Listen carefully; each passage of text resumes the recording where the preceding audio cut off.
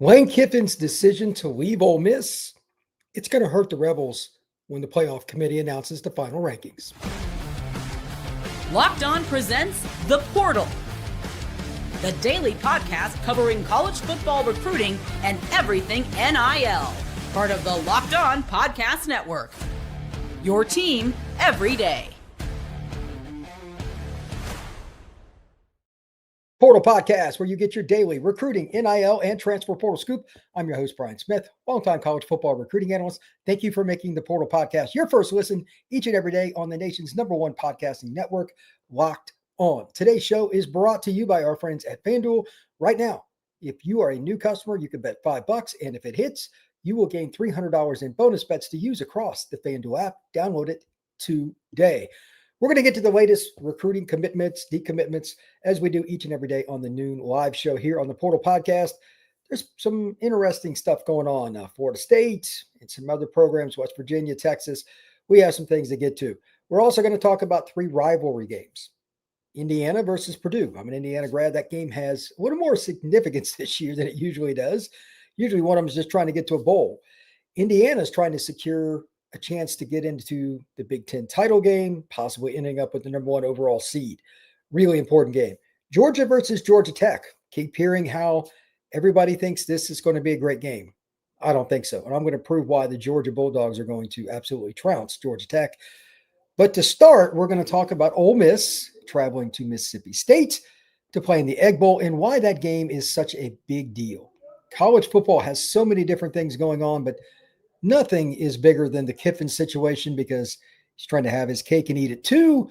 But it looks like he's going to have to cut bait with Ole Miss because it seems pretty obvious that it's trending that he is no longer going to be at Ole Miss after this weekend. How will the playoff committee evaluate that? Now, full disclosure, I fully expect Ole Miss to win the game despite the distraction. I don't think it's going to help. But Mississippi State and the stats, they are brutal. They do not lie. They cannot stop the run. They are 120th out of 136 teams in college football at stopping the run. They give up 189.8 yards per game. Meanwhile, 188.7 yards per game is what Ole Miss averages. And Kejuan Lacey's probably not going to be very friendly with the Mississippi State defense. Trinidad Chambliss and just a bevy honeycomb at receiver and all these different guys they have, they're going to light it up. I think they'll win by 10 or more. And as a final score, just for fun, I've got them winning 31-20 on the road in the Egg Bowl. So you would think Ole Miss is going to finish with that roster that's been so well blended with the NIL for the portal and high school. Probably the best job in college football over the last couple of years is this year's Ole Miss squad. You would think they'd be a 6 seed. Here's the caveat. As the 2023 season shows, the playoff committee reserves the right within its language to dock a team if they lose a key player or coach. Lane Kiffin is the head coach. If it is announced that he's going to either Florida or LSU on Saturday, for those who don't know, the Egg Bowl's on Friday at 11 a.m. Central, so local time, noon Eastern. If he announces on Saturday, as it is anticipated, and he's leaving, I expect the committee to dock them. I'm not saying I agree with it. I'm expecting that that's what they will do. It's in their language, etc.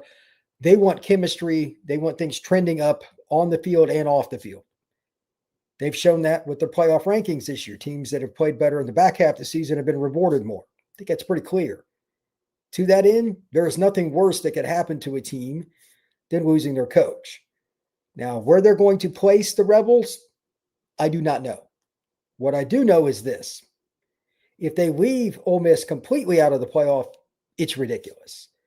If they win the Egg Bowl, go 11-1, and while it's probably the easiest SEC slate this year, it's still not easy across the board. They still played at Oklahoma and won, and they almost won at Georgia, and they're 11-1 if they win the Egg Bowl.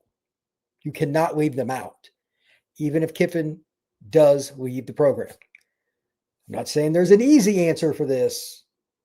I'm not saying you can't dock them. I get it, but you cannot completely take the Rebels out of the playoff. And essentially, if you take them out of the top 10, they're done because you still got the ACC champ, Virginia, maybe. I don't know how that's going to go. Maybe it's SMU. And then you also have, and this is something I'll argue against after the season, the group of 6 team that will most likely be ranked number 12. That means you got to be in the top 10. They're number 6 right now. They'd only have to fall 5 spots if Lane Kiffin ejects himself from the Ole Miss position. Personally, I think he's going to go to LSU, but if it's Florida, it wouldn't surprise me. It's Lane Kiffin after all. But that's not the point. The committee, again, it's within their right, based on the language, on how they determine the playoff rankings, to go out there and make a mandate, hey, we dropped him because Kiffin left. But how far you drop him is what I'm getting at. I think Ole Miss is going to get the short end of the stick and Kiffin's going to leave. And I think the fans are going to be angry.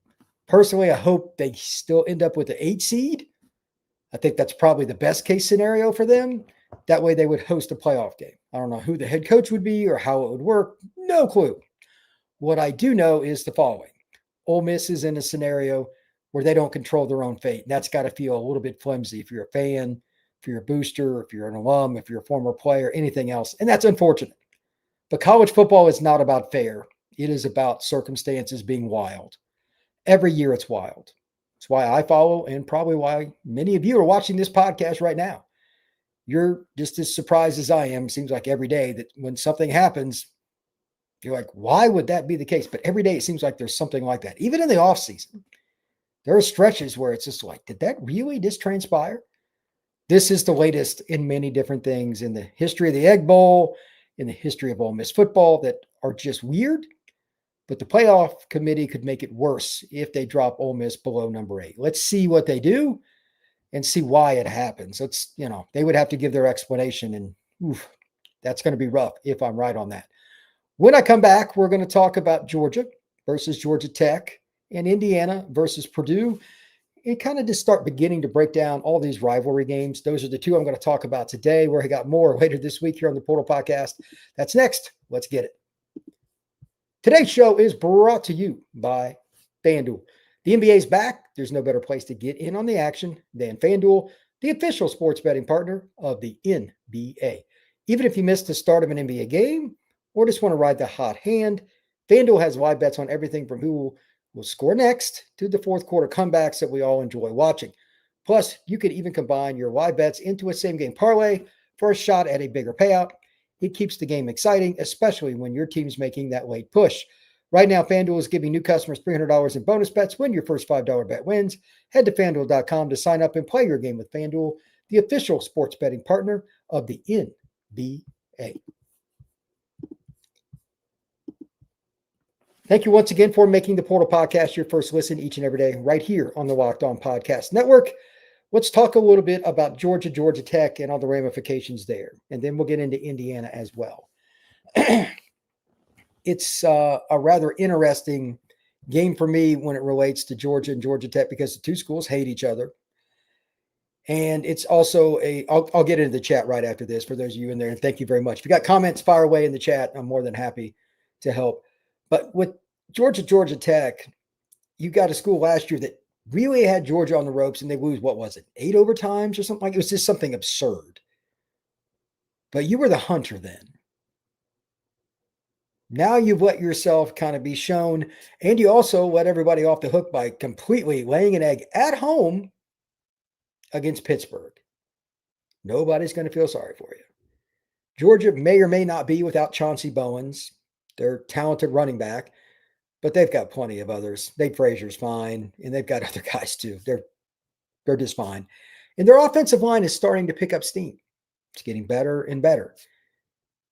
I don't like this game for Georgia Tech because of the personality of this game in general. Again, they're better when they can lie low in the weeds, but like that doesn't look like it's going to happen at all. And there's a stat here, kind of like the one I gave in the Ole Miss versus Mississippi State game, that's going to back it up. Stats don't lie.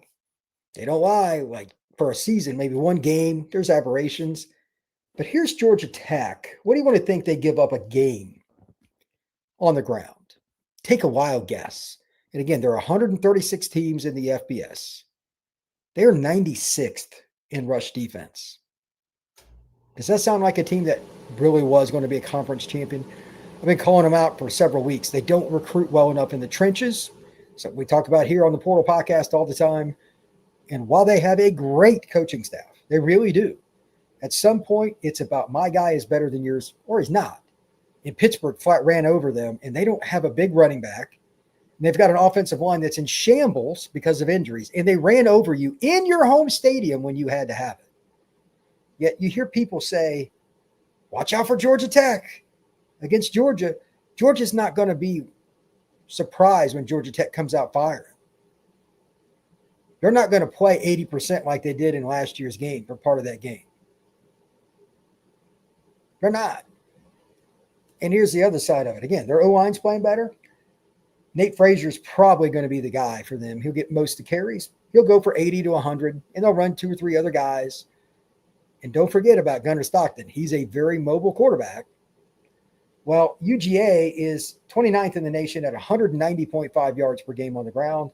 And again, Georgia Tech gives up 167.8. How do we think that's going to go? Well, I can tell you how I think it's going to go. I think it's going to go like a blowout. It's going to be played in Mercedes-Benz. It's not at Georgia Tech, even though they played at Georgia last year. That program must be broke because they keep selling games. They're going to the Dome. They did it last year against Notre Dame too. And they're going to play that game there. That's going to be a Georgia crowd, basically. And they've got the better linemen. I trust Haynes King, but he doesn't have enough players around him. And the defense, well, he has nothing to do with that. Recruiting matters. Georgia completely annihilates Georgia Tech with in-state recruiting, year in, year out. They have my entire life. To that point, I want to ask anybody that's a Tech fan or follows either program closely in any way, shape, or form. I want you to think about this. Name the last time that an in-state Peach State kid that was a defensive lineman or offensive lineman picked Tech over Georgia when the Bulldogs truly went after that young man throughout, like from his junior year on. We want this kid. Not last minute, not they kind of wanted him. If they didn't get him, it was whatever. Wholeheartedly, he was the dude they wanted, and Tech out recruited him. O-line or D-line? Name one. Surely there is, and I'm missing it. But I doubt it. And right there is why Georgia is going to bomb Georgia Tech. Trenches. They're going to be way better, not kind of, but way better in the trenches. And again, there will be no snake in the grass, no lion in the weeds, no surprise. Everybody knows Tech's pretty good. They're not surprising anybody. They're going to get Georgia's A game.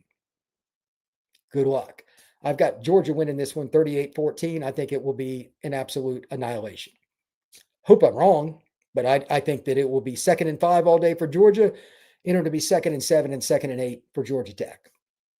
Maybe I'm wrong, but I don't think that game's going to be very close. Finally, Indiana versus Purdue, as it relates to what I'm going to cover for today's games. This is a rivalry that I grew up with because I grew up in Indiana. I attended Indiana, but it's never been a good rivalry because both teams are just whatever in football until last year. Indiana and Purdue, I don't care if they play this game at the Chancellor's house for Purdue this year. It's not going to go well for the Boilers. Indiana has a chance to make a major statement, go into the playoff, get a bye, all those things. They got all the motivation in the world. And just like with the last 2 games, here come the rushing stats. They don't lie. This is for a whole season, so you're pretty much who you are. You played 11 games if you're Purdue. They're 92nd in run defense. Talk about teams that don't recruit well in the trenches. Indiana be one. They've lost some guys. Heltz at Clemson. Cole Brevard went to Texas like they've been bought. Their roster's been bought. 166.1. And Indiana averages 218.4. That's not going to go well. I'm going to go Roman Hemby for 100+, and it would not surprise me in this game if he went for $150. Kalen Black's another guy that could absolutely go for a big game too. They rotate him. But one or the other will go for 100+ yards. Fernando Mendoza is trying to win the Heisman. Maybe could be a state of Indiana battle. Could be him against Jeremiah Love from Notre Dame. Bottom line, they're going to put up some points. I got them winning 45-24. I think Indiana will give up a late touchdown, but like the starters will basically be out of the game by the early 4th quarter. They will run basic inside zone, mid zone, outside zone, you name it. it'll be 2nd down and 4 most of the day. And then when you give somebody as good as Surratt on the outside some one-on-one coverage, some favorable down and distances, he's going to win more often than not. And Mendoza, once again, he's a Heisman candidate and possible favorite, is throwing him the football. Indiana has used the portal as well as anybody over the last 2 seasons when it comes to hitting big. Not necessarily quite the numbers that Ole Miss did, but it's very similar. And look where they are. Congrats to Indiana for doing all that they have with their players. They've maximized very well, and they're going to absolutely annihilate Purdue because they're better, they're motivated, and Purdue just can't stop the run. Again, I expect it to be 2nd down and 4 a great deal of the time. When that's the case, there is no defensive call that's going to work out all that well. Now, as it relates to the latest recruiting news, got a few things to go over. It's not a quote unquote super busy day. We've got a few though. Let's look through here and just see what we got in terms of the latest commitments. Go down to, there's one here. It's a little surprising to me. A little surprising. Jalen Williams, Bloomington South. Speaking of Indiana, Bloomington South High School is literally from IU's campus, maybe a mile. He's going to Cincinnati, 6'5", 215. So sometimes you just don't know. Cooper Long out of Salisbury School in Salisbury, Connecticut, defensive lineman, 6'4", 250, is headed to Wake Forest. Good for him. Jonathan Hatton, he was committed to OU, flipped to A&M. Now he's flipped back to Oklahoma. He's at a Steele High School just outside of San Antonio. He's one of the most athletic and big-bodied running backs in the class. Very talented young man. Good pickup for OU. Tayton Duncan out of Mustang, Oklahoma, safety, 5'11", 185. He's headed to Iowa State. We got Arkansas State getting TJ Spann out of Northwest Mississippi Community College. He's going to Arkansas State, defensive lineman, 6'3", 290. Troy picks up Jalen Rogers out of Holmes Community College in Goodman, Mississippi, interior lineman, headed over to the state of Alabama to play for Troy. Cooper McCutcheon at Archbishop Moeller's. He's a tight end, 6'4", 220. Moeller's one of the best programs in the state of Ohio. It's tradition rich. Good for Purdue. They're getting him. He is 6'4", 220. And we also have West Virginia picking up Caleb Gordon at Ashbrook High School in Gastonia, North Carolina, linebacker, 6 foot, 215 pounds. UTSA, Greg Wilford, Edna Carr High School in New Orleans, wide receiver, 5'8", 165 pounds. Again, he's going to University of Texas, San Antonio. Sticking in the state of Texas, Caden Scherer, Georgetown High School on the edge of Austin, Texas, interior offensive lineman, 6'5", 285, going to play for the Horns. Wake Forest with another, Lucas Smalls Allen out of Blessed Trinity Catholic, one of the best programs in the greater Atlanta area on the north side. He's going to Wake Forest. In Grand Valley, getting Braden Platt out of Brighton High School in Michigan, 5'9", 170. There are a few decommitments to kind of note as well. It's one of those deals, man. Like there's always somebody coming and going. I already talked about Hatton, decommits from A&M. Alabama loses Sam Utu, offensive lineman, 6'4", 320. Orange Lutheran out in California. That's a really important player. I don't know why that's going on, but I'm a little surprised by that one. Jordan Woods, Pell City, Alabama. He is no longer committed to Jacksonville State. Defensive lineman, 6'4", 220. Speaking of important, Florida State really needs offensive lineman. Deron Parks out of Nitro, West Virginia. He was down in the Sarasota area for a while. He's decommitted from Florida State. That's one of the better offensive linemen in the Knowles class. That one hurts a little bit for Florida State. Kansas is the school that lost Smalls Allen, and Scherer was committed to Stanford. So that's your latest recruiting information. And just another note here, I have been shocked that we haven't seen more formal announcements with the portal. I think a lot of these kids, this is just my theory, they are waiting to see exactly what Kiffin does, et cetera, because it's going to set off a spin cycle. It's going to set off a spin cycle. And there are some things that are lining up well for certain schools. Like, I'll just say this. I expect it to be a very good weekend for Auburn, not only in player retention, but getting a coach. And I also expect a few other schools to get news beyond the Kiffin situation, whether it's a head coach or assistant. So next week, perhaps, we'll see a lot of kids make announcements. I don't know. I'm confused by it. A little surprised that there still hasn't been more guys that have announced, but there are pieces moving behind the scenes. So it is what it is. All right, here are a few comments from the chat. Dr. Anderson, 2009. The NCAA and the committee does not know what they're doing. I think a lot of people would probably say that, to be really honest with you. Alan Beck, 4'3", 08. Keeping Ole Miss out would be a terrible look for the committee and the playoffs. I agree. I don't think they're going to do that, but I wanted to make it known that I didn't agree with that notion. If they drop them, I get it, and it is in their language to do it. But it's one thing to drop a school a few spots and another to eliminate them from the playoff. Big difference. All right. Katie, what's going on? This 12 team is completely illegitimate and bastardizes college football. I don't know if I go quite that far, but there are some concerns. Georgia Tech will have to control the ball and clock to have any chance against Georgia. I agree. I don't think they can do that because I think Georgia is good enough on defense to man up on the outside and put an extra defender in the box. If Georgia Tech has a scheme for that, it's with the option and using Haynes King. But to a certain degree, I just don't think they're going to get enough movement in pushing the D linemen back into the linebackers and safeties to cause enough havoc. And I think Georgia will scheme it up pretty good with slot blitzes, et cetera. They're going to get some negatives. I think they will keep Georgia Tech in some pretty long situations, and I think the game will be over by halftime. Straight up, that's my opinion. If I'm wrong, but that's what I see coming. Thank you once again for making the Portal Podcast a part of your day each and every day right here on the Locked On Podcast Network, the number one network in the land. We are going to be talking about all the different predictions for the games that are Thursday, Friday, and Saturday, talking more about the coaches. There's stuff I still can't release. The coaches need to do it themselves. But we got a lot of coaching news that's going to happen this coming weekend through early next week. And then signing day, National Signing Day, don't forget about it, is December the 3rd. That's a week from Wednesday. So there's that. I'm going to be talking a little bit about the best classes. Then I'm going to be going on the road and discussing family because I'm going to be on the road into next week. Just a little precursor. I won't be posting quite as much, but we'll get into some of that too. But it'll be fun. DJ says, thanks, Brian. Appreciate you. I appreciate everybody that came in today, and everybody have a good one. We will see you again soon here on the Portal Podcast.